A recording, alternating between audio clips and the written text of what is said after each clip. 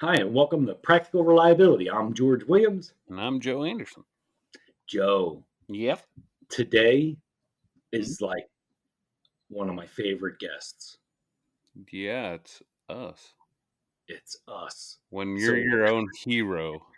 I would just like to say thank you for having me on. Yeah. It's an incredible honor to talk to you, Joe, and probably talk to No, myself. it's kind of lonely, isn't it? No guest. No guest this week. So, But the reason for that, Joe, is because we want to kind of pick our own brains around operational performance. mhm. Um, why don't you define that for us?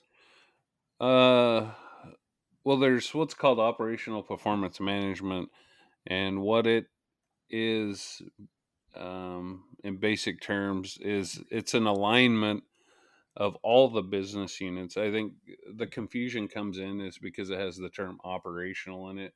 And so people assume it's operations, although it can be led by operations. The point is that the business operates. And so it's about the operations of the business as a whole. And it's the alignment of all those units within an organization and making sure that they're all working together to meet the core business goals or the organizational objectives. And so it's kind of like TPM because it has the word maintenance in it. Everybody believes that it's a maintenance department initiative, or total quality management, meaning that it's only a quality initiative.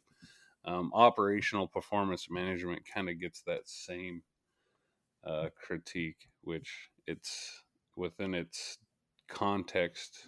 It has operations is included, but it's talking about all the business units. It's your quality department, your supply chain, your maintenance department, your safety department. Everyone working together to achieve the same goals. They'll just hit it from their own perspective. Oh, well, it sounds like this podcast a complete waste of time. Nobody has trouble with that. Right. Right. Well, ultimately, Everyone, every one of our podcasts and just about every discussion we talk about, it always comes back to leadership. And I this wonder is why. and this is one of those things where this is the tool that leadership uses to set direction based off of the organizational directions that they're given. See, there's basically four, I don't want to call them performance models, but they kind of are. But basically, there's your strategic model, which is the overall organizational objectives. Then there's, operational performance management. And then there's your team performance and individual performance. Of course, team and individual performance, those are the people that go out and execute the tasks that are determined through your operational performance management strategy, which is you detailing down basically to the task level what needs to be done. And um, so team performance and individual performance should be based off of the results of implementing whatever that performance management plan is. Um, so it's kind of is that, but that takes time to develop, and it takes a cross-functional team of leadership to sit together and to understand how each one of them operate and how they contribute, and how they will contribute to the overall business need. Wait, so you mean hiring one of those fancy consultant firms to write it on paper doesn't is that's not enough? um, you know, being consultants ourselves, I guess, but it depends on the level of maturity that's within your organization. Do you have the skill set and knowledge to do it?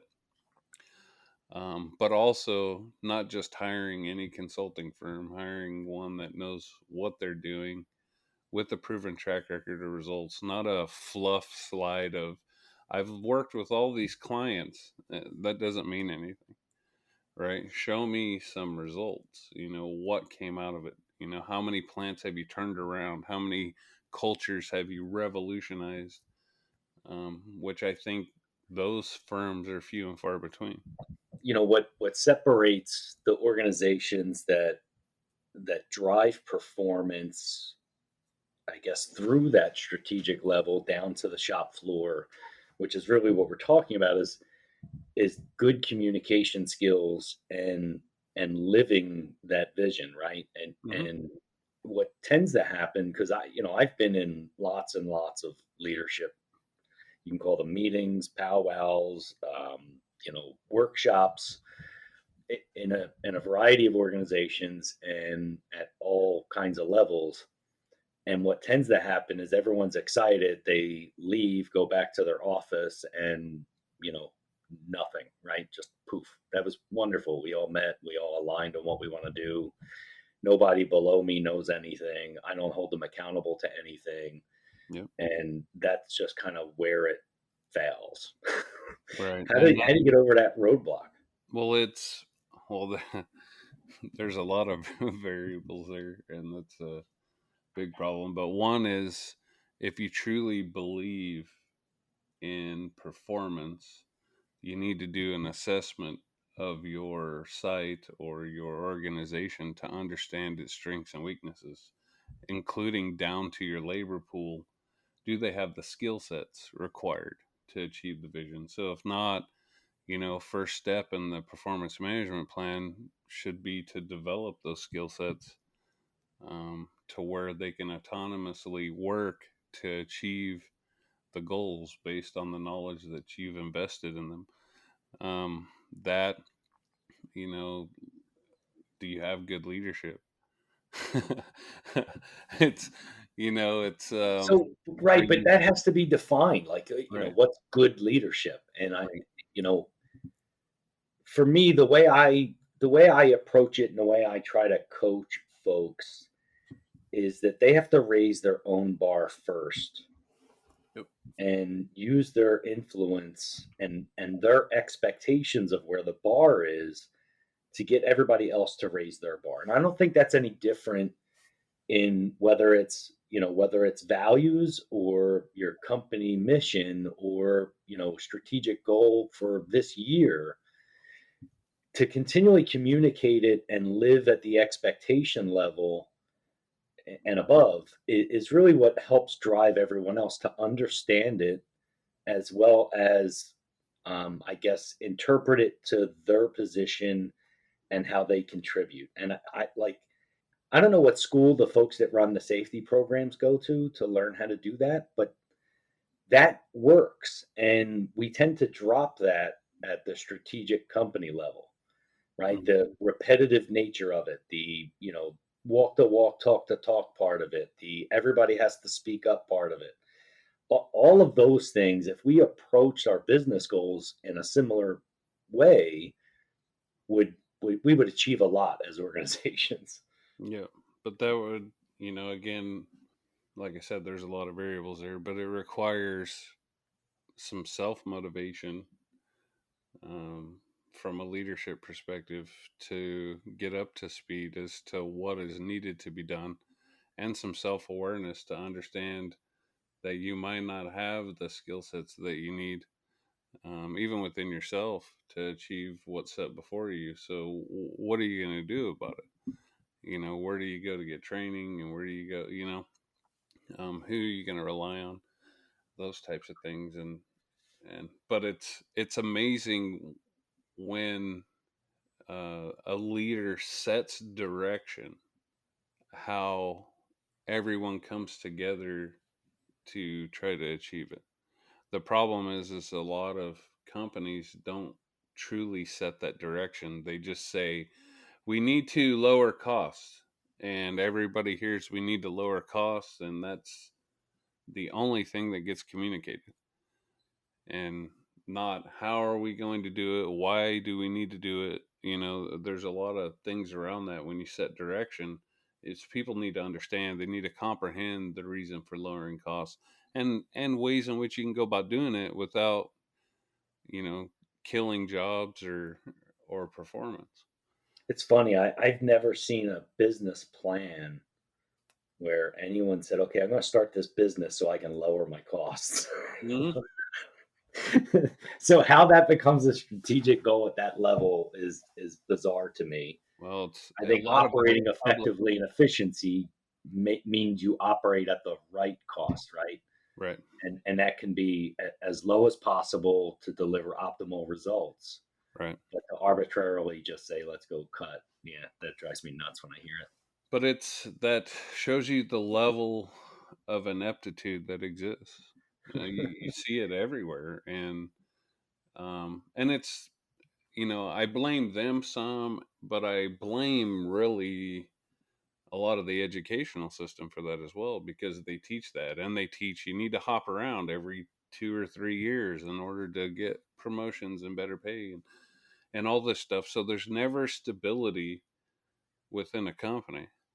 And so you finally get a good leader. He's a champion. He's doing things. You're getting results, and the guy up and leaves and goes on to the next thing. And that a lot of that is taught in school. I mean, I'm a business management major, right? And I was told repeatedly, you stay 2 or 3 years and you jump on to the next thing, and you stay And some 2 or companies have a model where, if they have multiple sites, say the GM, he's got a 3-year tenure and then he's moving to another plant. So he learns the whole business. yeah, And while they're doing it in their head for a good reason, the problem is that GM knows they're gone and all they do is try to cut for 3 years so they look good when they move to the next plant. So, yeah, so regardless of whether or not the plant's effective when they walk out, they don't have to worry about that. right. You know what I mean? It's like being a politician, right? Like, Well, there's some underlying root causes that I won't get into here, but stated is the fact that we've truly lost the vision as what it means to be in business.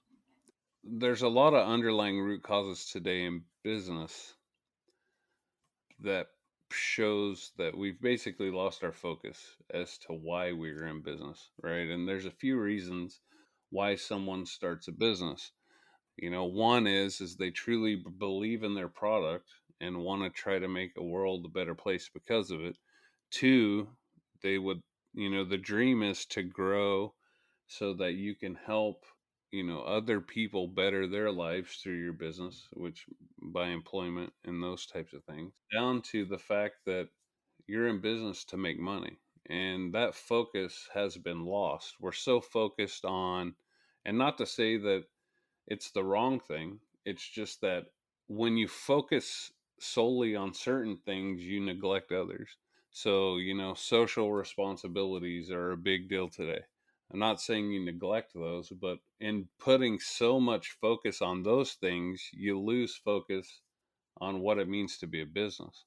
In doing so, ultimately you're there to make money. That's the purpose of being in a business. And the reasons for making that money vary, right? For some entrepreneurs, it's freedom, having financial freedom and helping others attain financial freedom. For others, it's, they enjoy their product, they want to get it out more. But in order to grow, you have to raise more capital, so you need to make money. There's all these reasons, but I think we've lost our focus on that, and we focus more on a lot of the wrong things. But when you make money, it allows you to do those other things and do them well. But the main focus should be on making money. well, And it so, also allows you to hide ineffectiveness, right? When you're mhm, making money. mhm. And that's kind of how this snowballs inside of certain companies. They grow so fast that they don't have to be efficient or effective or It's focus true, but on it's goals that do only those things. only to a certain degree, right? Until the growth stops, because there comes a point where competition enters the market, growth stops, and now you're left with this, big fat happy cow that is now depleting your resources. Yeah. Yeah. You know, So and let's think about this from the other direction, Joe. So let's say you're a shop floor employee mhm. and you have no idea what the vision, goals, communications aren't getting down to you. What can you do to improve without understanding it? Or where do you go to get that understanding if you're a shop floor employee? Well, you got to start asking questions. But I would say there's two things, right? One is learn your job and learn how to do it well, right? Looking for any inefficiencies and lack of effectiveness, your foundational pieces that should exist. Learn what those things should be, what they are, and do it well and execute well. The other thing is, I would be asking questions of people above me to communicate what those things are.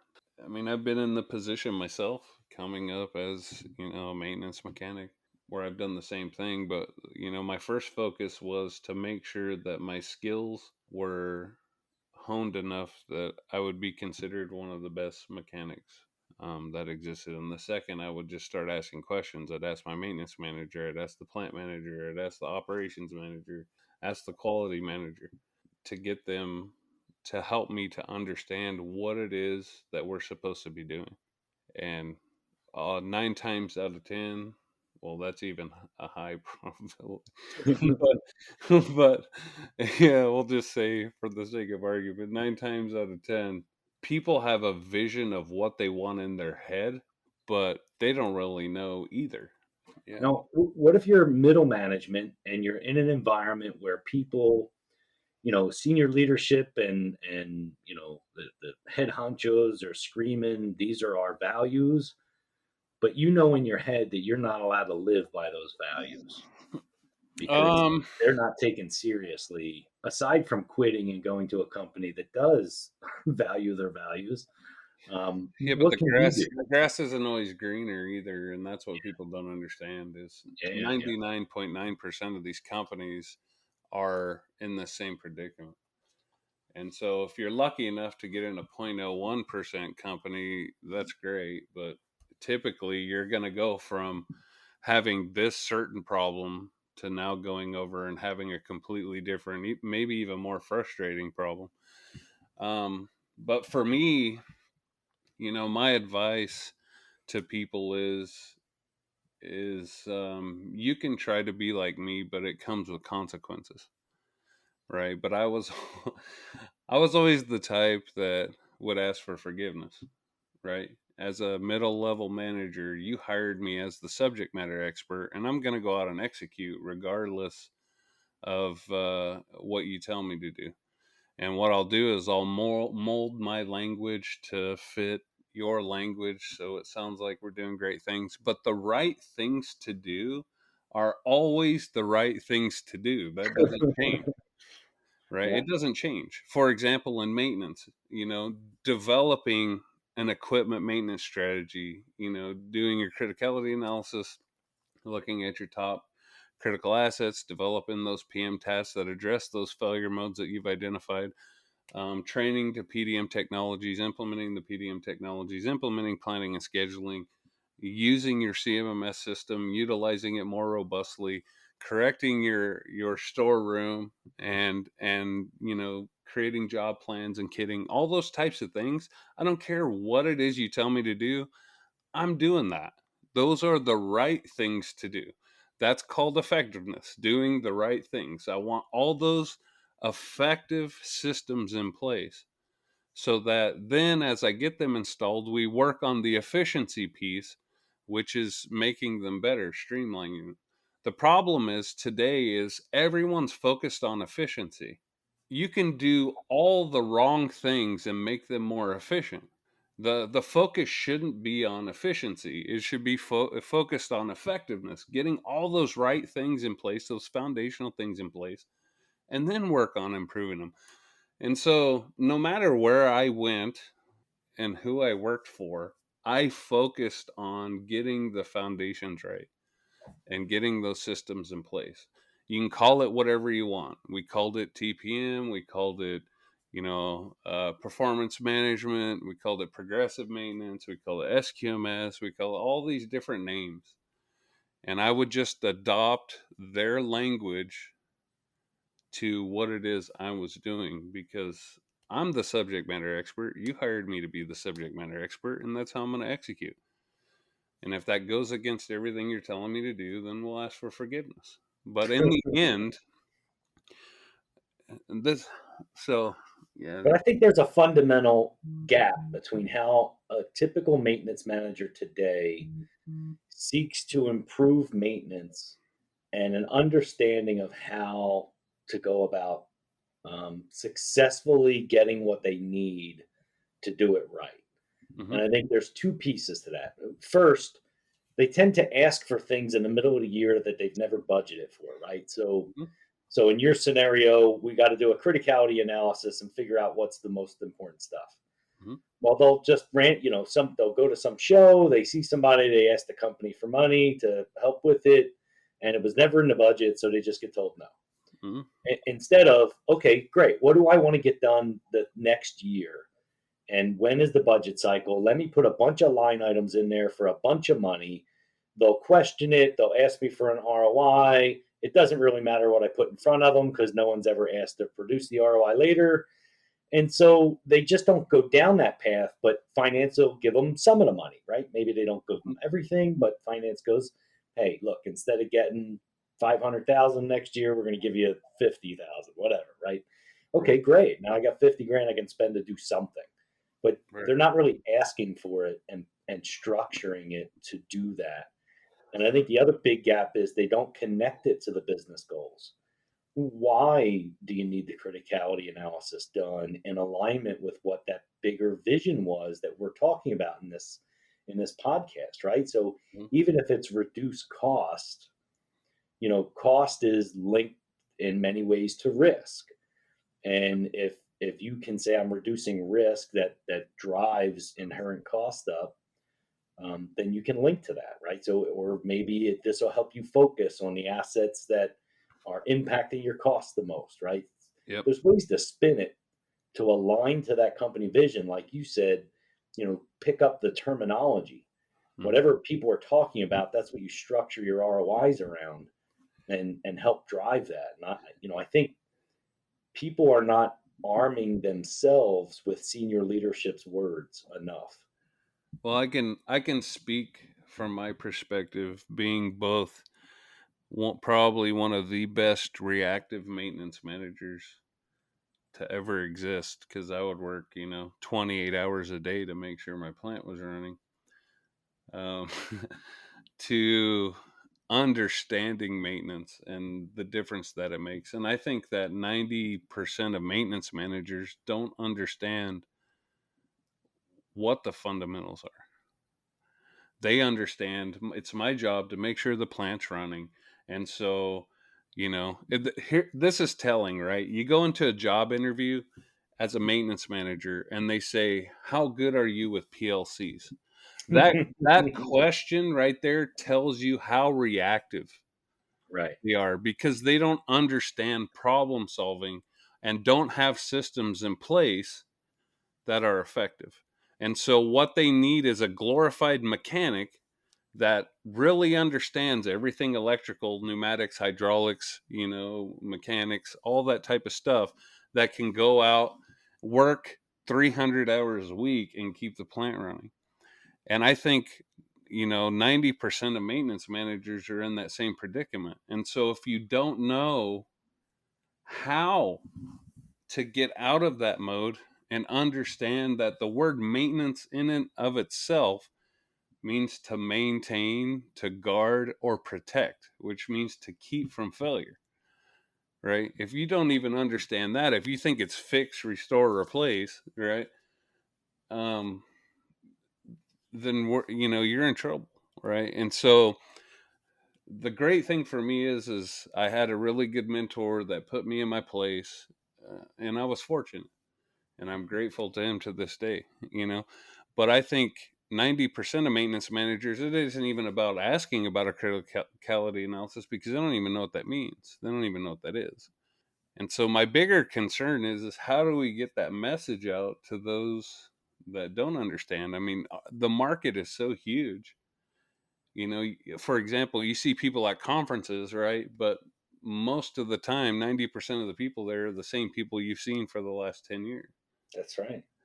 And we're not, although, within those companies, they're bringing up other people. So those are new attendees. But the company itself is represented, and it's almost always the same companies. But they're, for example, I was breaking down some statistics this weekend looking at just manufacturing. Now, there's a lot of other businesses out there that have maintenance mechanics and stuff like that. But the data that we have, the latest data is from 2018, and there are 279,166 total manufacturing companies or sites in the U.S. And 10 of Right. them go to conferences. Well, yeah, right. It's 30 to 50 of them. Maybe the top 100. They might go to some different conferences, not maintenance related conferences, right? Yeah. But they have some awareness out of 280,000, and so that's it's less than 0.01% of the market. And so how do we reach those people, because we continue to walk into these facilities, and a lot of our customers haven't gone to these conferences. They met us through training, um, and they're in the same boat as the 90%. And how Well, do we get? hopefully, listeners of this podcast share it so that other people can hear it. I mean, unfortunately, I agree, but it's going to be a slow, organic kind of thing to get people's education levels up, right? Yeah. And that's why it's good, to have as many outlets as possible to do that. Yeah.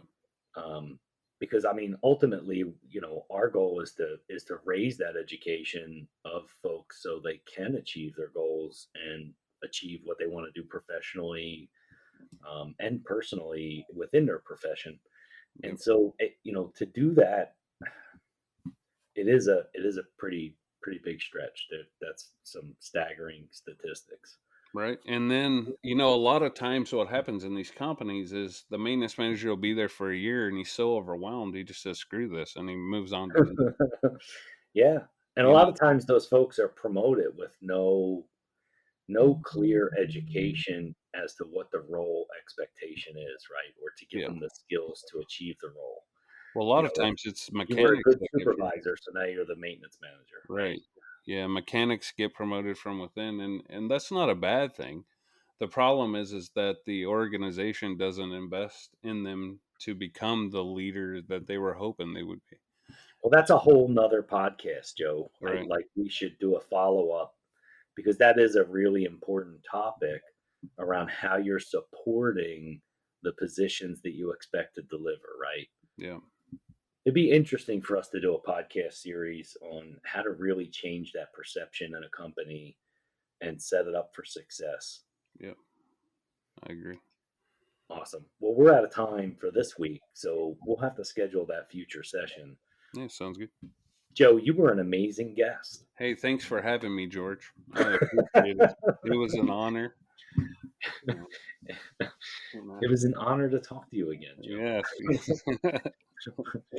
Awesome. Well, we've got a bunch of other guests already lined up. We're doing some more recordings this week that we're going to have lots of fantastic content we continue to produce. But I think it is a good idea for every once in a while for you and I to sit down and just have an open, honest conversation that's not necessarily tied to an individual or a company that that individual works for. Yep. Sounds good to me. Awesome. For Joe Anderson, I'm George Williams. Go make tomorrow better than today.